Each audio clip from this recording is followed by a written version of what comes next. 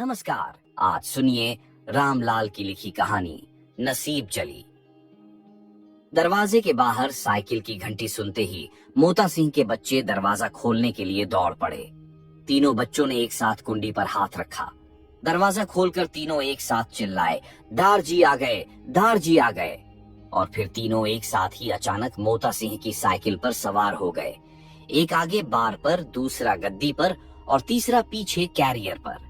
मोता सिंह हंसता हुआ दाखिल हुआ, बीवी की तरफ देखा। वो धूप में सुखाने के लिए रखी हुई दाल समेट रही थी। धूप सहन में से होती हुई ऊपर दीवार की तरफ जा पहुंची थी। धूप रोज उसी वक्त बुर्जी पर चली जाती थी।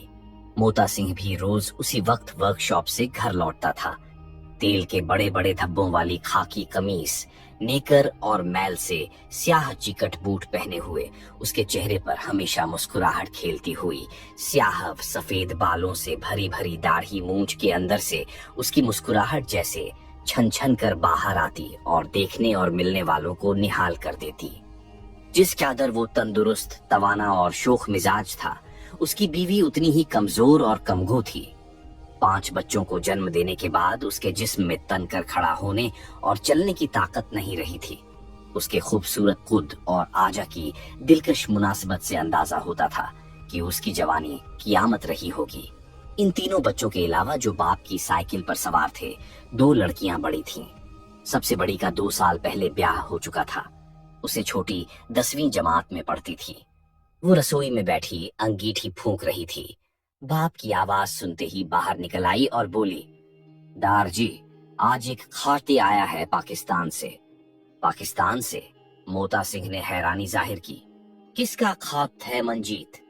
मंजीत कमरे के अंदर दीवार पर सजा कर रखे हुए गुरु ग्रंथ साहिब के पीछे से एक लिफाफा निकालकर बाहर ले आई, जिस पर पाकिस्तान गवर्नमेंट के टिकट लगे हुए थे। बाप के हाथ में देती हुई बोली, पता नहीं किसका है। उर्दू में है, मैं तो उर्दू जानती नहीं। बच्चों ने बेकाबू होकर साइकिल को गिरा देना चाहा। मोता सिंह के हाथ से खत गिर गया। उसने जल्दी से साइकिल मंजीत के हवाले की और खत उठाकर सहन में पड़ी हुई एक खाट के किनारे पर बैठ गया। एक हाथ से पगड़ी उतारकर घुटनों पर रख ली, दूसरे हाथ से लिफाफा के अंदर झांका और तह किया हुआ कागज खींचा। एक फॉल्सकेप कागज था, दोनों तरफ लिखा हुआ, उतरो उतरो, नहीं तो गिरा दूंगी। मंजीत ने भाइयों को साइकिल पर से उतारकर साइकिल बरामदे में खड़ी कर दी। बच्चे फिर बाप के गिर्द जमा हो गए। एक पीछे से गर्दन में बाहें डालकर झूलने लगा और दूसरा सटकर बैठ गया। तीसरे ने हाथ से लिफाफा लेकर हैरानी से पूछा, ये टिकट किस किस्म का है दार जी? ये पाकिस्तान का है बेटे। पाकिस्तान कहाँ है दार जी? उधर है पाकिस्तान जिधर तेरे नाना रहते हैं। डेरा बाबा नानक वहां से बस थोड़ी दूर रह जाता है। ला, अब मुझे दे दे लिफाफा। इन सबको बाहर ले जा मंजीत, मैं खत पढ़ लूं। पहले ये बताइए, ये किसका खत है? ये देखता हूँ। ये खत के आखिर में वो गुलाम सरवर का नाम पढ़कर चौंक गया। गुलाम सरवर उसके मुंह से निकला और उसकी निगाह अपनी बीवी की तरफ उठ गई। वो भी गुलाम सरवर का नाम सुनकर चौंक पड़ी थी और दाल समेटते समेटते सर घुमाकर देखने लगी थी। कौन गुलाम सरवर? मंजीत भाइयों को बाप के पास से हटाकर वहां खुद बैठ गई और पूछा, उनका पहले कभी आपको खाती नहीं आया? हाँ, पहले कभी नहीं आया। मोता सिंह जल्दी जल्दी खत पढ़ने लगा। वो 2-2 सतरें एक साथ पढ़ता जा रहा था। उसकी समझ में नहीं आ रहा था कि गुलाम सरवर ने उसे एक अरसे के बाद क्यों याद किया है। 12 साल के बाद पहली बार उसने अपने जिंदा होने का सबूत दिया था। पहली बार उसकी खैरियत दरियाफ्त कर रहा था। वो तो समझे थे कि सरवर जिंदा नहीं बचा होगा। अगर बच भी गया तो आखिर मुसलमान था। उसकी खैरियत क्यों दरियाफ्त करता? वो उसका कौन था? बस 2 साल ही की तो दोस्ती थी उनके दरमियान। जब वो एक साथ वर्कशॉप में फिटर भर्ती हुए थे, एक ही वर्कशॉप में उन्हें जगह मिली थी। एक ही बैरक में एक दूसरे के पड़ोसी बने थे, सिर्फ 2 साल के लिए। और अब इस कलील मुद्दत पर 12 बरस का बहुत गहरा, बहुत ऊंचा मलबा पड़ चुका था। इस मलबे के नीचे उनके कितने मुश्तरका कहकहे, सांझे मजाक और बहुत सारी यादें दफन होकर खत्म हो चुकी थीं। वक्त एक गहरा, तेज और तुंद और बार बार रास्ता बदल लेने वाला दरिया भी है, जो अपने तूफानी बहाव के साथ सदियों की जमी हुई धरती के बड़े बड़े चट्टान से टुकड़े अलग करके काट काट कर बहा ले जाता है और फिर जर्रा जर्रा करके यहाँ वहां फेंक कर इस धरती की हस्ती खत्म कर देता है, नामो निशान तक मिटा डालता है। इस मिट्टी की अपनी खुशबू नहीं रहती, अपना संगीत मर जाता है, किसी को याद नहीं रहता। यहाँ एक बड़ी इमारत थी, वहाँ एक बहुत बड़ा मैदान था, उधर एक पहुंचे हुए एफ कोर की कब्र थी, इस तरफ एक बहुत बड़ा मरघट था, एक आलीशान मवेशीगाह थी जहाँ मीलों दूर दूर से देहाती आकर यहाँ ढोर डंगरों की खरीद ओ फरोख्त करते थे, मेले में जमा होकर नाचते और गाते थे। झेर ए आब पड़ी हुई धरती के सीने पर मनो मिट्टी आकर पड़ती जाती है। हाथ पढ़ते पढ़ते मोता सिंह की आंखों में आंसू आ गए। गुलाम सरवर ने उसे कभी भुलाया नहीं था, इसका पता कई जराए से दरियाफ्त करता रहा था, 20 दोस्तों से पूछा था, किसी ने जवाब दिया था तो पता नहीं बता सका था, किसी ने जवाब नहीं दिया था। मोता सिंह कई साल हुए अमृतसर की वर्कशॉप से तब्दील होकर दिल्ली में आ गया था, किसी को उसका पता आसानी से थोड़ी मिल सकता था।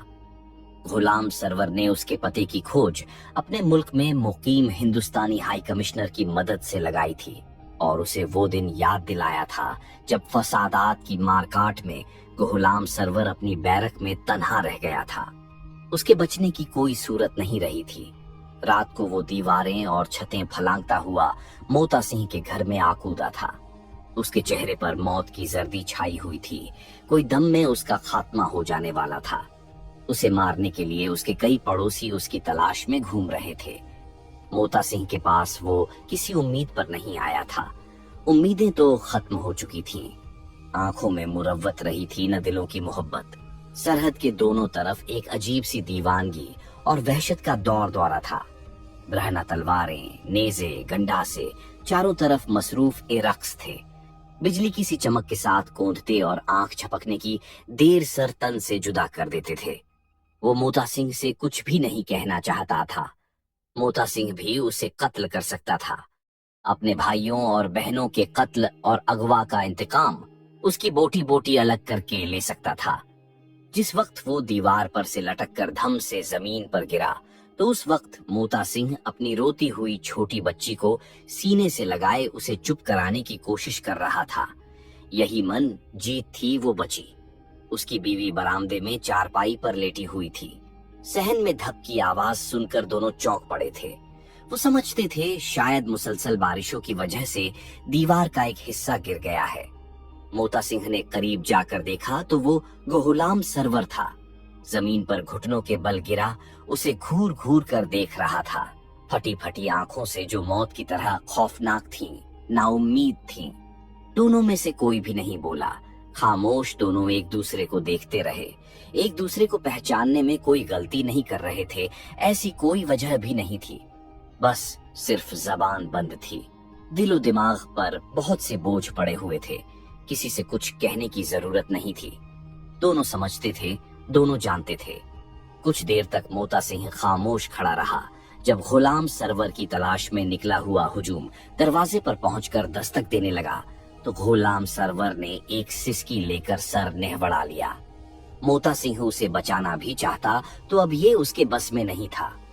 सादी उसका दरवाजा तोड़कर अंदर आ जाना चाहते थे। उन्हें मालूम हो चुका था कि गुलाम सरवर इसी क्वार्टर में कूदा था। अचानक मोता सिंह ने उसके सर को छुआ, उसका कंधा हिलाया, फिर हाथ से पकड़कर एक तरफ ले जाने लगा। उसमें अंदर चलने की अब सकत कहाँ थी। घुटना जख्मी हो चुका था। उसे लड़खड़ाता देखकर मोता सिंह को गुस्सा आ गया। माँ की एक गाली देकर उसे घसीटता हुआ चारपाई के पास ले गया और इस पर गुलाम सरवर को पटक कर बोला, मर यहाँ। जल्दी से एक रजाई कमरे में से लाकर उसके ऊपर डाल दी। उसी चारपाई पर इसकी बीवी लेटी हुई थी। वो तड़प कर उठ बैठी और चिल्लाई, क्या कर रहे हो? तू बकवास बंद कर, नहीं तो कृपान सीने में घोंप दूंगा। मोता सिंह सचमुच कृपान लेकर उसके सर पर खड़ा हो गया था। बच्ची को फर्श पर गिरा दिया था जो झार ओ कतार रो रही थी। दोनों लेटे रहो सीधे एक दूसरे के साथ बिल्कुल लगकर, किसी को शक न हो कि दो सोए हुए हैं। ये सुनकर गुलाम सरवर और मोता सिंह की बीवी की रगों का खून मुंजमद होकर रह गया। दोनों के जिस्म बिल्कुल सुन्न होकर रह गए। बेहिसो हरकत रजाई के बाहर सिर्फ मोता सिंह की बीवी का चेहरा था। वो फटी फटी आंखों से उसकी तरफ देख रही थी, समझ गई थी पागल हो गया है। उसी वक्त बहुत से लोग दीवार फांद कर अंदर आ गए थे। दरवाजा खोलकर उन्होंने और भी बहुत से लोगों को अंदर बुलाया था। सहन में तिल धरने की जगह नहीं रही थी।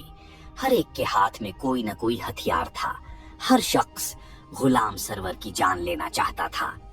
लेकिन गुलाम सरवर वहां कहाँ था? उन्होंने घर का कोना कोना छान मारा था, फिर हैरान और मायूस होकर वहां से चले गए थे। गुलाम सरवर ने लिखा था, मुझे आज भी उन लम्हों की याद आती है तो मेरा खून उसी तरह रगों के अंदर जमने लगता है। खुदा की कसम तुमने वो काम किया था जो ऐसे हालात में मैं कभी न कर सकता, कभी न कर सकता।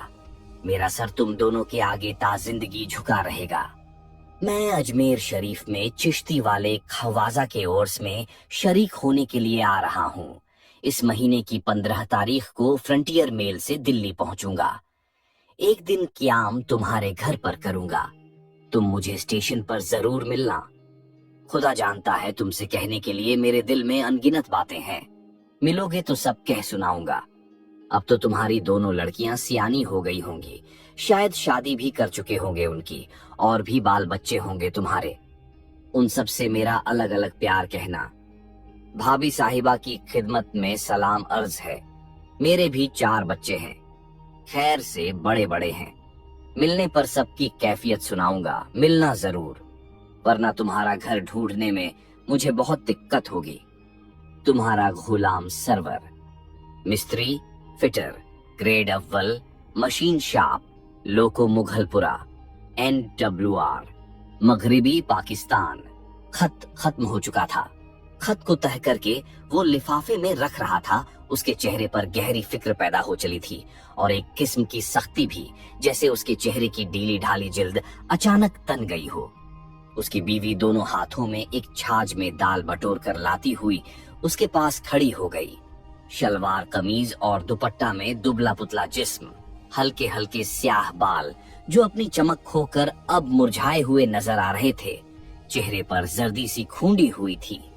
उससे बोली, ये वही गुलाम सरवर है जो अमृतसर में हमारी बारक में रहता था।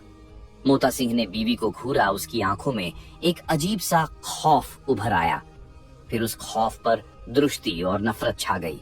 उसने जवाब दिया, हाँ। क्या लिखा है उसने? इसकी बीवी ने फिर पूछा। वो अजमेर के उर्स में आ रहा है, कहता है तुम्हारे घर भी आऊंगा मिलने के लिए, लेकिन मैं उसे यहाँ नहीं लाऊंगा। क्यों? यकायक उसकी बीवी ने छाछ फेंक दी।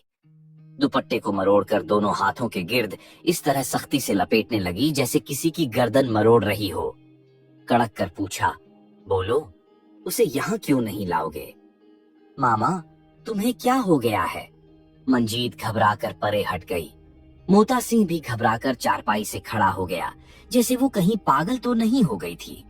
बोला, मंजीत की माँ, मैं उससे मिलूंगा भी नहीं। उसके सामने जाते हुए शर्म सी महसूस होती है। बिफर कर उसने खावंद का गिरेबान भी पकड़ लिया। तुम्हें शर्म महसूस होती है? आज शर्म महसूस होती है जब मैं बूढ़ी हो गई हूँ। 12 बरस पहले शर्म नहीं महसूस हुई थी जब मैं जवान थी। तब तो तुमने मेरी छाती पर किरपान रखकर मुझे खामोश करा दिया था। मैं अपनी छाती के अंदर पड़े हुए इतने बड़े फट को आज तक नहीं भूल सकी। तुम्हें भी वो फट नजर नहीं आया कभी? कैसे नजर आ सकता था? ये नसीब जली मैं ही हूँ जो आज तक चुपके चुपके रो रो कर सिसक सिसक कर उस घाव की परवरिश करती रही हूँ। मैं उसी दिन मर जाती, उसी वक्त जान दे देती, लेकिन तुमने मरने नहीं दिया। तुमने मुझे दिलासा दिया था, तुमने मुझे यकीन दिलाया था। उस बात को कभी याद नहीं करोगे, कभी नफरत नहीं करोगे, कभी ताना नहीं दोगे। आज तुम्हें उससे मिलते हुए शर्म क्यों आ रही है? तुम्हें ये सोच उस वक्त क्यों नहीं आई? मेरी भी कोई शर्म है, मेरी भी कोई इज्जत है। मेरा ज़ख्म आज फिर फट गया है, मेरी इज्जत मिट्टी में आज फिर मिली है। ये कहते कहते वो झाड़ झाड़ रोती हुई सीना को भी करने लगी और धम से बैठकर अपना सर फर्श के साथ टकराने लगी। آپ سن رہے تھے رام لال کی لکھی کہانی نصیب جلی۔